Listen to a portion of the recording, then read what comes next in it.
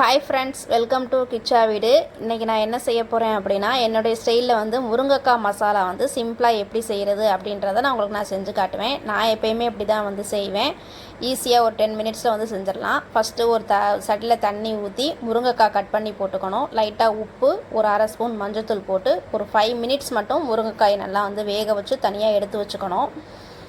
நல்லா கொதிக்க விட்டு ஒரு 5 மினிட்ஸ்னால முருங்கைக்காய் நல்லா வெந்துடும். வெந்ததுக்கப்புறம் தனியாக ஒரு பிளேட்டில் வந்து எடுத்து வச்சுக்கணும்.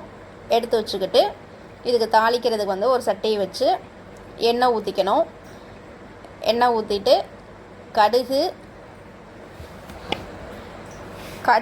அரை ஸ்பூன் வந்து சீரகம் போட்டு பொரிய விட்டுக்கணும். நல்லா பொரிஞ்சதுக்கப்புறம் ஒரே ஒரு பெரிய வெங்காயம் வந்து கட் பண்ணி வச்சுருக்கேன். 4 பூண்டு கட் பண்ணி வச்சுருக்கேன். 2 தக்காளி கட் பண்ணி வச்சுருக்கேன்.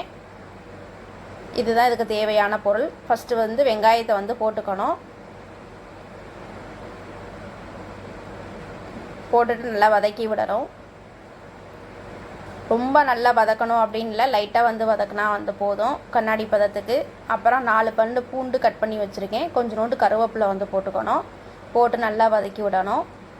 வதக்கி விட்டு 2 தக்காளி வந்து குட்டி குட்டியாக கட் பண்ணி வச்சுருக்கேன். அதையும் போட்டு நல்லா வந்து வதக்கி விடணும்.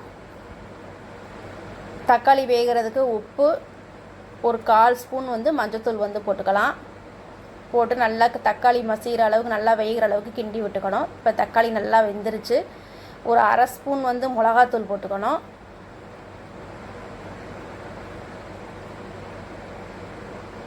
ஒரு 1/4 ஸ்பூன் வந்து மல்லித்தூள் போட்டுக்கணும். அவ்வளோதான் இதுக்கு தேவையான மசாலா.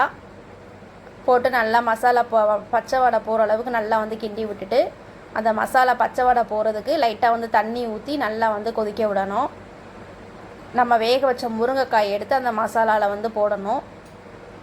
போட்டுட்டு இதுக்கு தேவையான என்னென்ன அரைச்சி வச்சுருக்கேன்னா, ஒரு அரை தேங்காய் குட்டி குட்டியாக கட் பண்ணி வச்சுருக்கேன். அரை சில்லு தேங்காய், 1 ஸ்பூன் சோம்பு, 1 ஸ்பூன் கசகசா போட்டு நல்லா 3ஐயும் மிக்சியில் நல்லா அரைச்சி நைஸாக வச்சுக்கணும் தனியாக.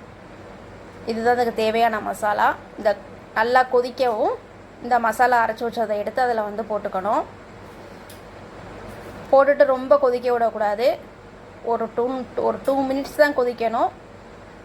கொதித்து ஆஃப் பண்ணிட்டோம் அப்படின்னா வந்து நல்லா கொதிச்சிருச்சு. இதுக்கு தேவையான அளவு உப்பு லைட்டாக வந்து போட்டுக்கலாம். எனக்கு பத்தலை, அதனால் உப்பு போட்டுக்கிட்டேன்.